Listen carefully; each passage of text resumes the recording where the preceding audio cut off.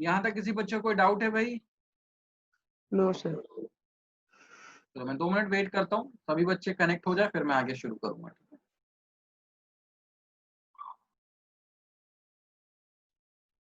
तो अगला स्टेप क्या हो जाएगा इसके बाद, मैं क्यू टी आर को यहीं पर रखता हूं और टी क्यू आर को इधर भेज देता हूं। तो ये क्या हो गया, T R S minus angle T Q are, ये किसके इक्वल हो गया, क्यू टी आर के इक्वल हो गया। ये सब समझ में आया? मैंने क्या किया, बस टी क्यू आर को मैंने लेफ्ट साइड में भेज दिया है। तो T R S minus T Q R is equal to Q T are.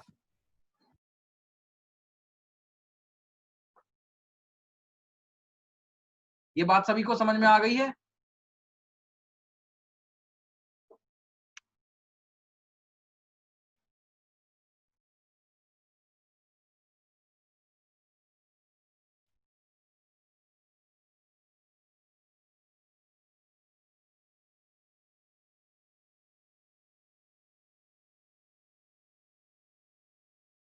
यहां तक किसी को कोई डाउट?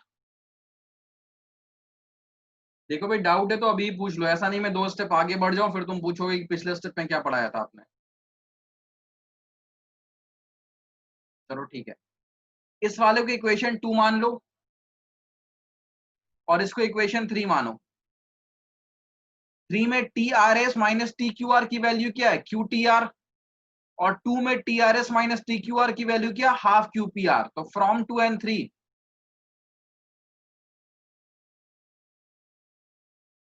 2 और 3 अगर हम यूज करेंगे तो क्या हो जाएगा भाई, T R S minus T Q R किसके इक्वल हो जाएगा, क्यू टी आर के इक्वल हो जाएगा, is equal to half of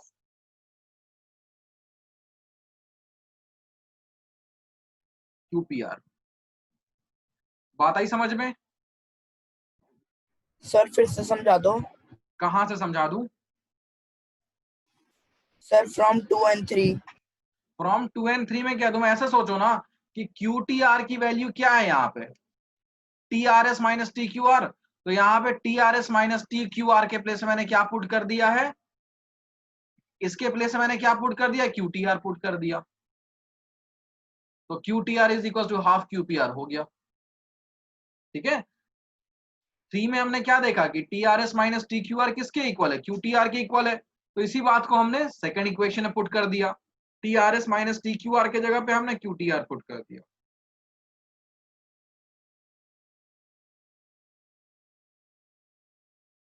आई बात समझ में भाई? देखो बच्चों, यस सर। ये बहुत इंपॉर्टेंट क्वेश्चन है। ठीक है, बच्चे बहुत कंफ्यूज होते हैं, बहुत कंफ्यूज होते हैं और बार बार एक ही चीज पूछते हैं कि भाई ये क्यों हुआ, ये क्यों हुआ। कारण ये है इसके पीछे कि जब पहली बार उन्हें चीजें समझाई जा रही होती उस समय वो फोकस नहीं करते हैं, तो बाद में उन्हें वो चीज याद ही नहीं, उनको लगता है कि यार चलो ना एग्जाम के टाइम में पढ़ेंगे, हो जाएगा, याद हो जाएगा। ऐसा नहीं है। कुछ क्वेश्चंस बहुत देखो घुमे फिरे होते हैं। अगर तुमने उसका कॉन्सेप्ट पकड़ लिया है तो तुम्हें हमेशा वो याद रहेंगे। तो मैं चाहता हूं कि अभी तुम लोग क्या करो, जहां जिस कॉपी में तुमने सॉल्व किया है उसमें स्टेप नंबर 1 से शुरू से लेके अंत तक सारे स्टेप्स को गो थ्रू करो। और अगर किसी स्टेप में डाउट है तो अभी लाइव क्लियर कर लो, बाद में फिर बहुत दिक्कत होगी समझने में। I am giving you 2-3 minutes for that. Step 1 से स्टेप एंड तक, लास्ट स्टेप तक सभी स्टेप्स को पढ़ो और देखो क्या किसी स्टेप में कोई डाउट हो रहा है तुम्हें।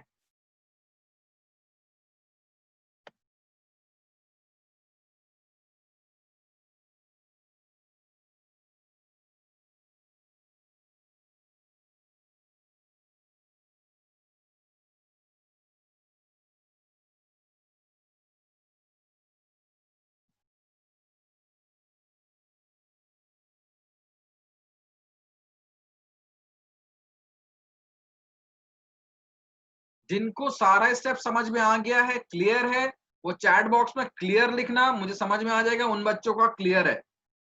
जो बच्चे ऐसा नहीं करेंगे उनसे मैं फिर पूछूंगा किस स्टेप में डाउट हो रहा है।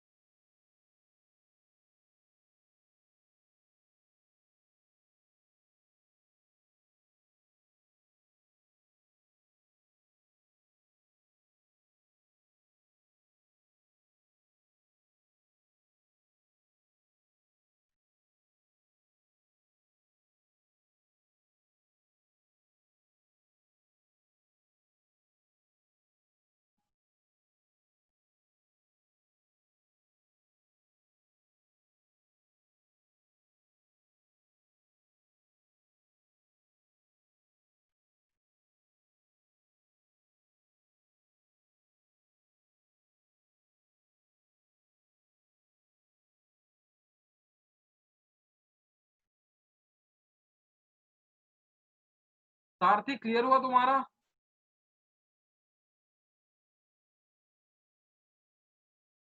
Yes sir.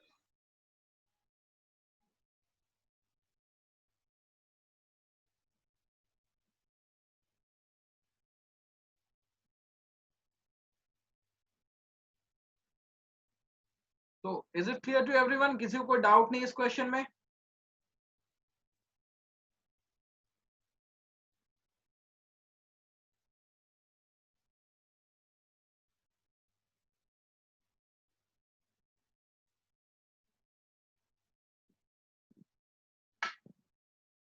फाइन, तो एनसीईआरटी से सभी क्वेश्चन हमने सॉल्व कर लिए लाइंस एंड एंगल्स के, ठीक है।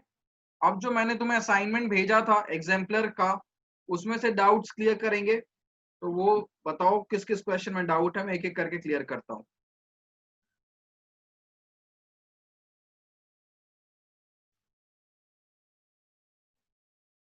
अपने डाउट्स चैट में लिखना, किस क्वेश्चन में डाउट है, ठीक है, क्योंकि ऐसा अगर बोलोगे तो क्या होगा, फिर वो क्लियर नहीं हो पाएगा। चैट में लिखते जाओ, मैं एक एक करके उनके डाउट्स क्लियर करता जाऊंगा।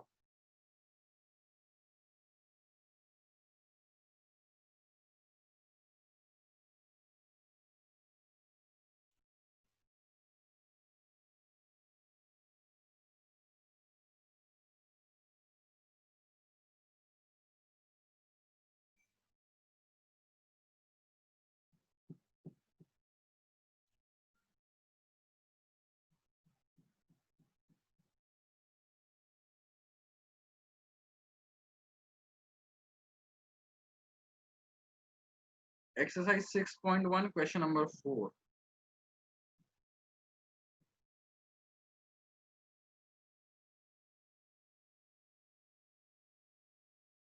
सर मैंने ना अभी एग्जाम्पलर के सारे क्वेश्चंस करे नहीं है।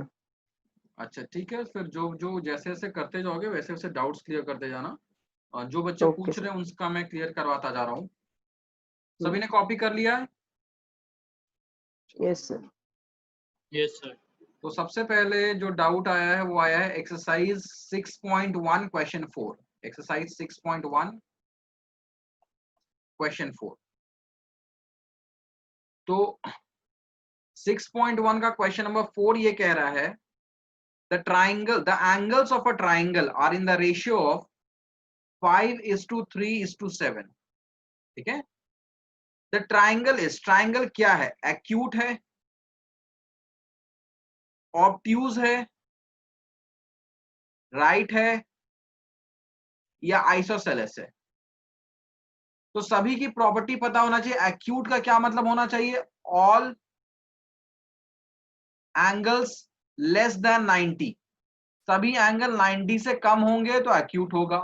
अगर कोई भी एक एंगल 90 से ज्यादा हुआ तो क्या होगा? ऑब्ट्यूज होगा उस केस में। अगर एक एंगल 90 हुआ तो राइट एंगल ट्राइंगल होगा, और अगर टू एंगल्स इक्वल हुए तो आइसोसेलेस होगा। देखो देखो भाई, टू एंगल्स इक्वल तो कभी नहीं हो सकते। क्यों? क्योंकि रेशियो उस तीनों का अलग अलग है, तो आइसोसेलेस कभी नहीं हो सकता। बाकी तीनों के चांसेस है। तो हम क्या करेंगे, एक एंगल को 5x लेंगे, दूसरे को 3x, तीसरे को 7x, और इन तीनों का सम क्या होगा? 180 होगा, क्योंकि एंगल सम प्रॉपर्टी यही बोलता है। तो ये क्या हो गया? 15x is 180। तो x की वैल्यू क्या आ गई? 180/15। 15 1 15 2, x की वैल्यू आ गई 12। तो पहला एंगल क्या हुआ? 5x, that is 5 into 12, that is 60। दूसरा एंगल क्या हुआ? 3x, 3 into 12, that is 36। और तीसरा एंगल क्या हो गया? 7x, 7 into 12 is 84। तो बताओ भाई क्या होगा? एक्यूट नहीं हो सकता। सॉरी सॉरी सॉरी सॉरी, ये कैसा होगा? एक्यूट एंगल ट्राइंगल होगा भाई। राइट नहीं हो सकता क्योंकि कोई भी एंगल 60 डिग्री नहीं आया है, और तीनों के तीनों एंगल 90 से छोटे हैं, तो ये कैसा होगा? एक्यूट एंगल ट्राइंगल होगा। आई बात समझ में लावण्य? Yes sir. ठीक है। नेक्स्ट जानवीर का है क्वेश्चन नंबर 1। जानवीर, ये फर्स्ट एक्सरसाइज का है। सर मेरे को लगा था कि आप सेकंड चैप्टर के डाउट डिस्कस कर रहे हो। सेकंड के भी कर दूंगा, पहले मैं इसका कर देता हूँ फिर सेकंड का कर देता हूँ, ठीक है। आज अगर क्लास में हमारे पास ज्यादा टाइम नहीं मिलेगा, फिर मैं नेक्स्ट क्लास में कोई एक क्लास लेके मैं इसको कर दूंगा। तो तुमने ये नहीं बनाया क्या, लाइंस एंड एंगल्स कंप्लीट नहीं किया तुमने? सर कर लिया सर, लास्ट एक्सरसाइज बची है। चलो, तो अब तो सिर्फ लावण्य को छोड़ के और किसी बच्चे ने लाइंस एंड एंगल्स का अभी तक अटेम्प्ट नहीं किया एग्जाम्पलर? सर मैंने नहीं करा सर। सर मैंने भी सारे नहीं किए सर, पर 2 एक्सरसाइज सर लास्ट की समझ नहीं आ रही। चलो, 2 तो एटलीस्ट सर मैंने सर स्टार्ट नहीं करी सर अभी तक। कुछ तो क्या। यजत तुम्हारा क्या हाल है? सर मैंने भी अभी स्टार्ट नहीं करी। ये तो गलत बात है। तो लाइंस एंड एंगल्स का मैं भी छोड़ता हूं, पहले सभी बच्चे एक बार स्टार्ट कर लें, अटेम्प्ट करें, फिर मैं डिस्कस करूंगा, ठीक है? और जो क्वेश्चंस देखो, लाइंस एंड एंगल्स के जो क्वेश्चन मुझे ही लग रहे हैं कि टफ है, उनको मैं क्लास में अलग से डिस्कस करवा दूंगा, अगले क्लास में मैं करवा दूंगा। जो एग्जाम्पलर के क्वेश्चन मुझे ऐसे लग रहे हैं कि ये कॉम्प्लिकेटेड है, इनको डिस्कस करना चाहिए, वो मैं खुद से ही करवा दूंगा। लास्ट एक्सरसाइज से कुछ क्वेश्चन ऐसे हैं जो मैं खुद से सॉल्व करवा दूंगा, क्लियर करवा दूंगा। तो ये हम करेंगे नेक्स्ट क्लास में, ठीक है? नेक्स्ट क्लास में हम एग्जाम्पलर, एनसीईआरटी एग्जाम्पलर के क्वेश्चंस जो हैं वो डिस्कस करेंगे। जो जो कुछ क्वेश्चंस डिस्कस करेंगे जो मेरे हिसाब से टफ होंगे, ठीक है? जो इजी होंगे वो तुम खुद से ही ट्राई करोगे। बाकी नेक्स्ट क्लास तक तुम लोग खुद से भी एग्जाम्पलर के क्वेश्चन स्टार्ट करो, तो ठीक है? तो तुम्हें भी समझ में आएगा, क्योंकि जब खुद से करोगे ना तो डाउट्स क्लियर होंगे, और ऐसे अगर मैं करवाता जाऊंगा ना तो कुछ नहीं होगा, रट लोगे बस, उससे ज्यादा कुछ नहीं होने वाला। नेक्स्ट हम देखते हैं सेकंड एक्सरसाइज के एग्जाम्पलर सभी ने ट्राई किया, सेकंड चैप्टर के। कितने बच्चों ने सेकंड चैप्टर के एग्जाम्पलर्स ट्राई नहीं किए हैं अभी तक?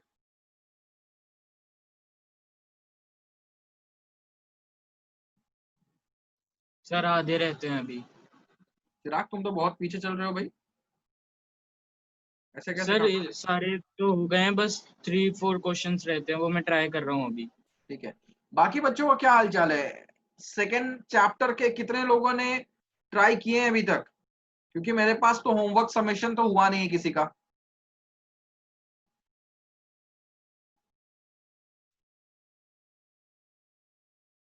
देखो सर भाई, मैंने करे हैं, सेकंड सेकंड चैप्टर मैंने किया, उसमें डाउट्स हैं मेरे 2-3 है। ठीक है, डाउट्स है तो ठीक है। तो मैं डाउट्स देखता हूँ, जानवीर के डाउट्स देखता हूँ। सबसे पहले इसका है क्वेश्चन नंबर 1 एक्सरसाइज 2.1 का। सर ये मेरा भी है। 2.1 का क्वेश्चन नंबर 1 जो है डाउट है, इस क्वेश्चन को मैं देखता हूं।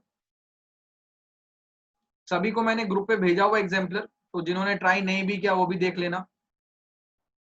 एक्सरसाइज 2.1 का क्वेश्चन नंबर 1।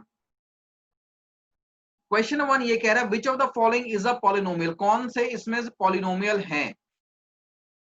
ऑप्शन 1 है x square by 2 minus 2 by x square. दूसरा है रूट 2 एक्स माइनस 1। तीसरा है एक्स स्क्वायर प्लस 3x का power 1/2 upon root x, sorry 3x का पावर 3/2 अपॉन रूट एक्स। और चौथा है x minus 1 upon x plus 1। ठीक है, अब पूछा इसमें से कौन से पॉलिनोमियल हैं। देखो भाई, पॉलिनोमियल होने की क्या क्राइटेरिया होती है? पॉलिनोमियल होने की ये क्राइटेरिया होती है कि x का पावर जो होना चाहिए it should be a natural number, एक नेचुरल नंबर होना चाहिए x का पावर। ठीक है, अब देखो फर्स्ट वाले में देखो, ये हो गया एक्स स्क्वायर बाई 2 माइनस ये एक्स स्क्वायर ऊपर जाएगा तो ये हो जाएगा 2x का पावर माइनस 2। ठीक है, 1/x को हम लिखते हैं x का पावर माइनस 1, तो 1/x स्क्वायर को लिखेंगे x का पावर माइनस 2। तो यहां पर x का पावर क्या आ गया? नेचुरल नंबर नहीं है, so it is not a polynomial, ये पॉलिनोमियल नहीं हुआ। ठीक है, ये बात सभी को समझ में आ गई? सेकंड देखते हैं, रूट 2x, रूट x के ऊपर भी है, इसका मतलब रूट 2 और x का पावर हो गया 1/2। ठीक है, मैंने ये बता रखा है रूट x का क्या मतलब होता है, x का पावर 1/2 होता है इसका मतलब। तो -1 अगेन यहां पर x का पावर क्या है, नेचुरल नंबर नहीं है, so it is not also a polynomial, ये भी पॉलिनोमियल नहीं है। तीसरा केस देखते हैं, पहले टर्म में तो x का पावर 2 है, ठीक है। दूसरा टर्म देखते हैं भाई, 3x का पावर 3/2 और नीचे रूट x का मतलब x का पावर 1/2। अब एक्सपोनेंट्स हम सभी ने पढ़ रखा है, ठीक है, तो उसको क्या लिख सकते हैं, मैं सिर्फ सेकंड टर्म को सॉल्व कर रहा हूं क्योंकि फर्स्ट टर्म तो क्लियर है। अब जैसे देखो यहाँ पे बेस क्या है, x है, तो पावर क्या होता है, बेस अगर सेम है और डिवाइड हो रहा है तो पावर क्या होता है, सब्ट्रैक्ट होता है, पढ़ाया हुआ है ये चीज।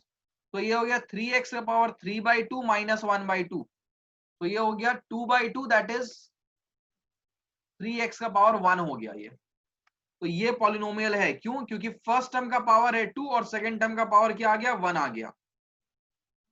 लास्ट वाला जो है पॉलिनोमियल नहीं होगा, क्यों नहीं होगा भाई, क्योंकि नीचे है x माइनस 1, ठीक है। जब भी नीचे में ऐसे दो टर्म वाला सिचुएशन रहता है तो उस केस में उसको जब भी ऊपर लेके आएंगे हम तो नेगेटिव आएगा पावर। तो अगर नीचे में कोई बाइनोमियल है that is having two terms, तो वो कभी भी पॉलिनोमियल नहीं होने वाला, ठीक है। If the denominator is a binomial, if the denominator is a binomial, अगर डिनोमिनेटर एक बाइनोमियल है, देन द फ्रैक्शन, ये जो पूरा फ्रैक्शन है, it can not be a polynomial, fraction polynomial नहीं हो सकता। बात आ गई सभी को समझ में, कोई डाउट है यहां पे?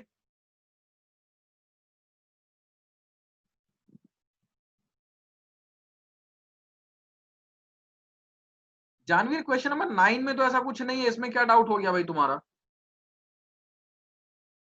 सर समझ ही नहीं आया करना क्या है। Zero of the polynomial 2x + 5 is, zero कैसे निकालते हैं हम, किसी भी पॉलिनोमियल का जीरो कैसे निकालते हैं हम? भाई तुम तो सब भूल चुके हो तुम लोग। अगर हमारे पास कोई पॉलिनोमियल है, क्वेश्चन नंबर 9 देखो, कोई पॉलिनोमियल दिया हुआ है px = 2x + 5 और कहा जा रहा है इसका जीरो निकालो, तो जीरो निकालने के लिए हम क्या करते हैं, to find zero we put 2x + 5 = 0. px को हम जीरो के इक्वल रख देते हैं, तो 2x + 5 = 0, 2x = -5 और x की वैल्यू क्या हो गई, -5/2 हो गई। आई बात समझ में जानवीर?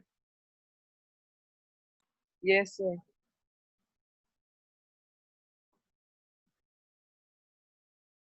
चलो बाकी जो डाउट्स है उसे मैं नेक्स्ट क्लास में डिस्कस करूंगा। तो नेक्स्ट क्लास में सबसे पहले मैं चैप्टर 2 के डाउट्स डिस्कस करूंगा, ठीक है। नेक्स्ट क्लास में सबसे पहले मैं पॉलिनोमियल चैप्टर के डाउट्स, एग्जाम्पलर के डाउट्स डिस्कस करूंगा। तो नेक्स्ट क्लास में पॉलिनोमियल्स के सभी अपने अपने डाउट्स निकाल के रखना और जो जो क्वेश्चंस हो गए सॉल्व उसका मुझे पीडीएफ बना के भेज देना, मैं चेक करूंगा सभी ने होमवर्क किया है या नहीं किया है, उसके बाद ही उनके डाउट्स को मैं देखूंगा, ठीक है। जो बच्चा होमवर्क सबमिट नहीं करेगा उनके डाउट्स को मैं सॉल्व नहीं कराऊंगा, क्योंकि वो फिर खुद प्रैक्टिस कर नहीं रहा है, तो यहाँ पे मुझे नहीं लगता कि डॉट सॉल्व करवा के कोई फायदा होगा। तो आज हम क्लास यहीं पे ओवर कर रहे हैं। नेक्स्ट क्लास में मैं चैप्टर 2 का जो एग्जाम्पलर दिया था उसके डाउट्स डिस्कस पहले कराऊंगा, ठीक है, वो हो जाएगा तब लाइन्स एंड एंगल्स का कराऊंगा। तो नेक्स्ट क्लास में सभी अपने अपने डाउट्स निकाल के रखेंगे, ठीक है, चैप्टर 2 के एग्जाम्पलर के, ठीक है। So today's class is over now, you can leave the session. Thank you sir. Thank you sir.